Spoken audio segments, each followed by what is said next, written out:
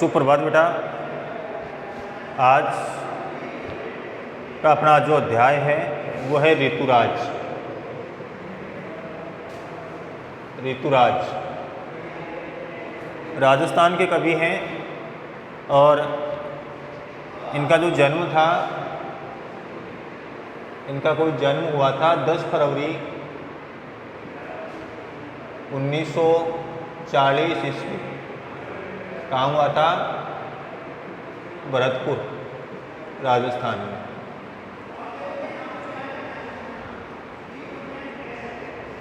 दस फरवरी 1940 भरतपुर में इनका जन्म हुआ था।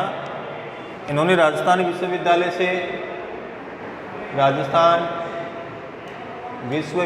से एमए किया था और लगभग 40 वर्षों तक इन्होंने अंग्रेजी साहित्य का अध्यापन भी करवाया था। और ये अभी तक इनकी मृत्यु के बारे में कोई सूचना नहीं है और ये अभी भी जयपुर के अंदर रह रहे हैं, ऐसा माना जाता है। इनके 8 कविता संग्रह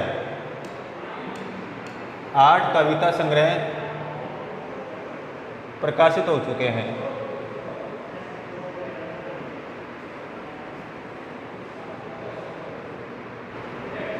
आठ कविता संग्रह इनके प्रकाशित हो चुके हैं। इनमें है इनके 8 कविता संग्रह प्रकाशित हो चुके हैं।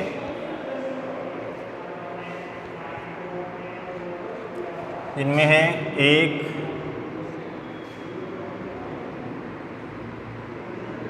मरणाधर्म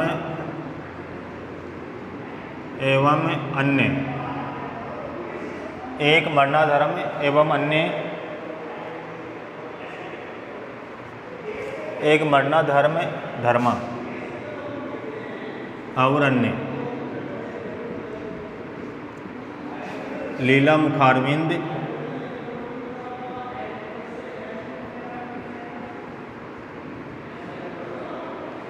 मुखारविंद, पुल पर पानी,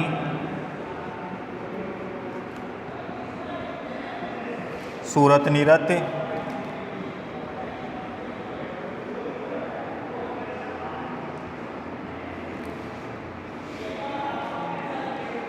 आदि हैं।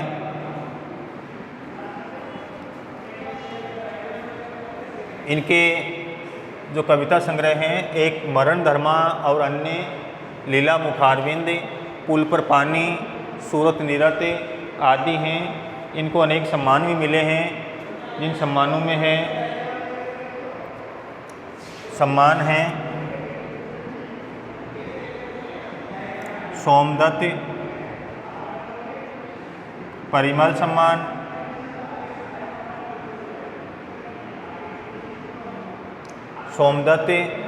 सम्मान,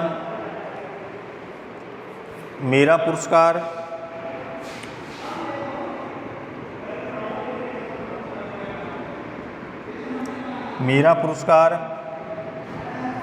तथा पहल सम्मान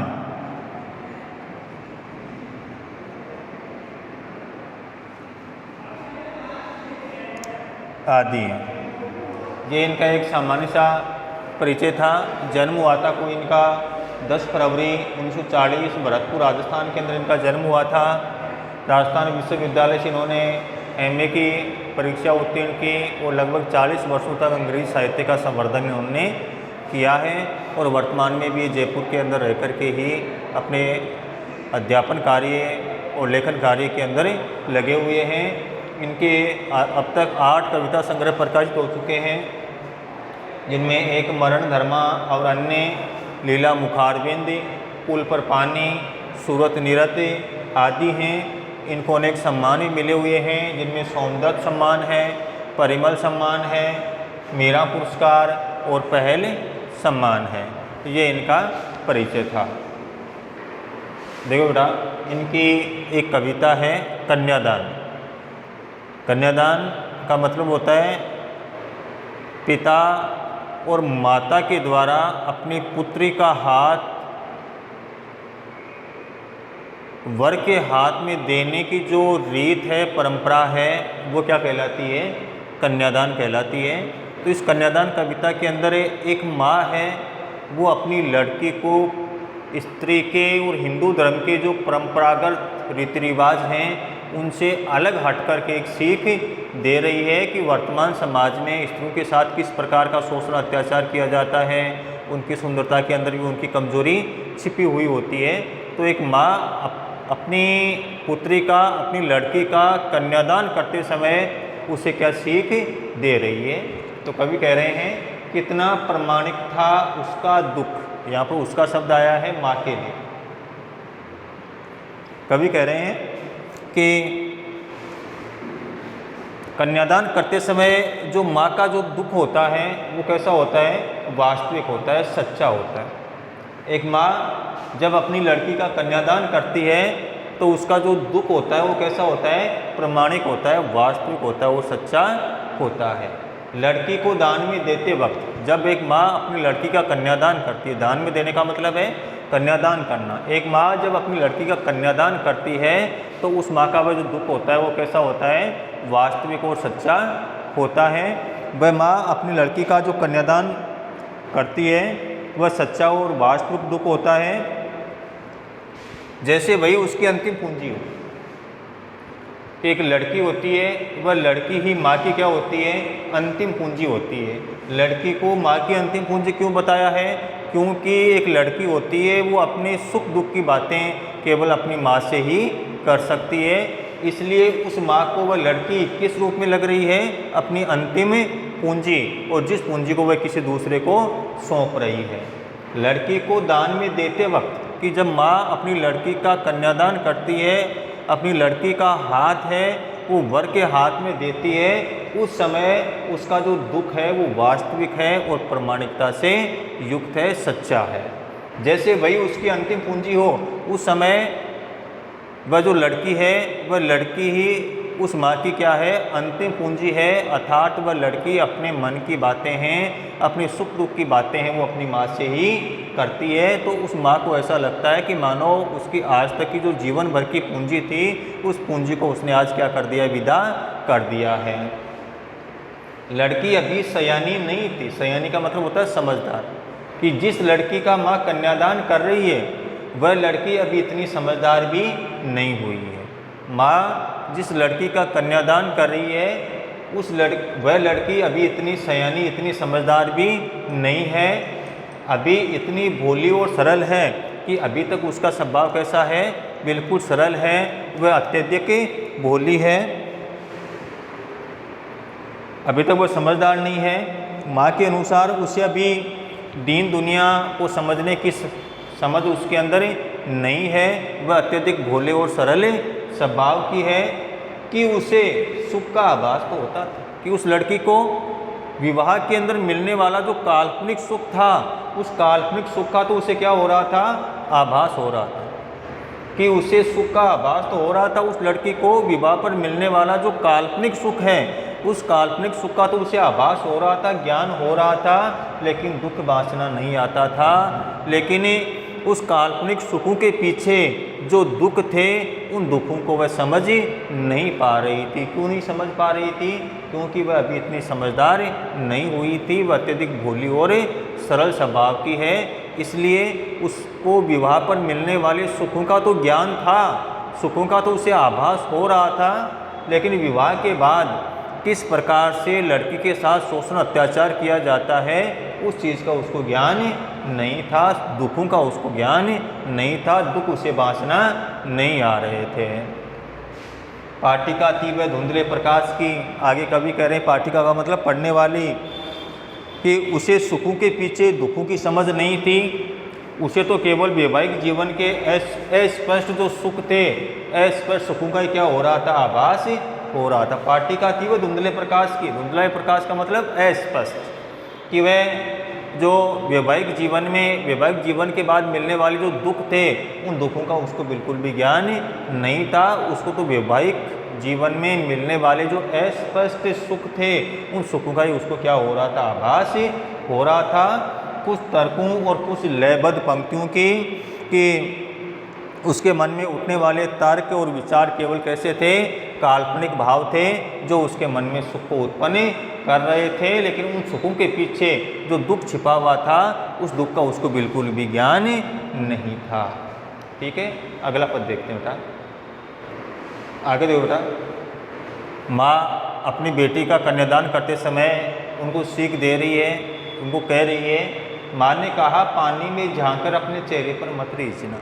रीझना का मतलब अत्यधिक प्रसन्न होना। माँ कह रही है अपनी लड़की का कन्यादान करते समय उसको समझा रही है, उसको सीख दे रही है कि हे बेटी, तू अपने ससुराल में जाकर के और अपने सौंदर्य के बंधन में मत बंधना, इन्हें अपनी सुंदरता के ऊपर ज़्यादा घमंड मत करना।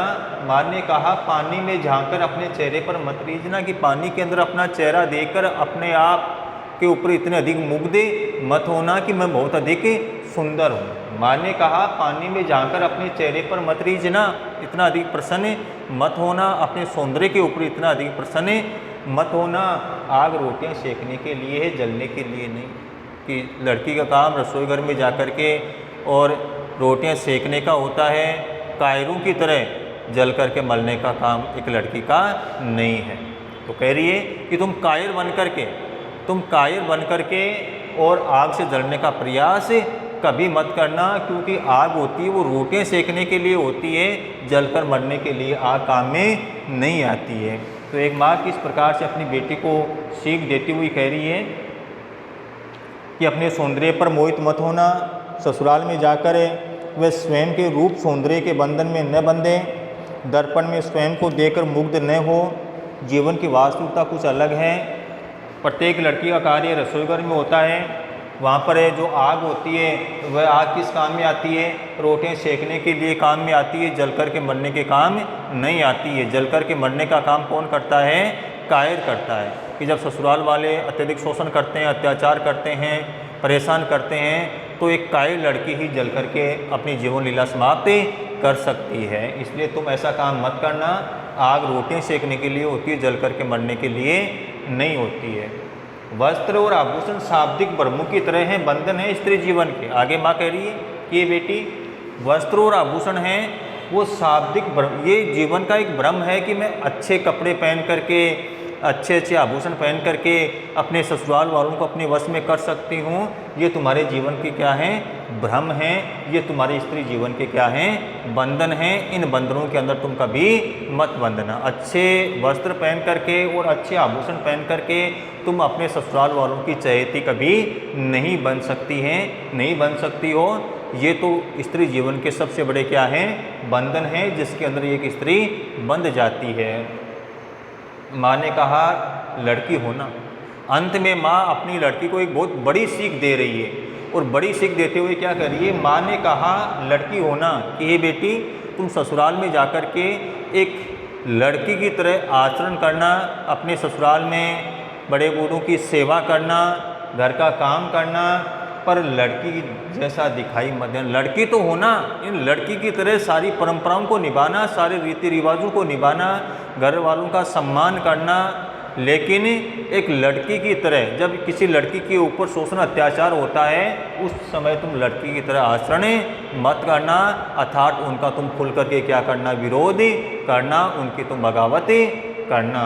इसलिए माँ ने कहा लड़की होना, लड़की की तरह आचरण तो करना, लड़की की तरह परंपराओं का पालन तो करना, पर लड़की जैसा दिखाई मत देना।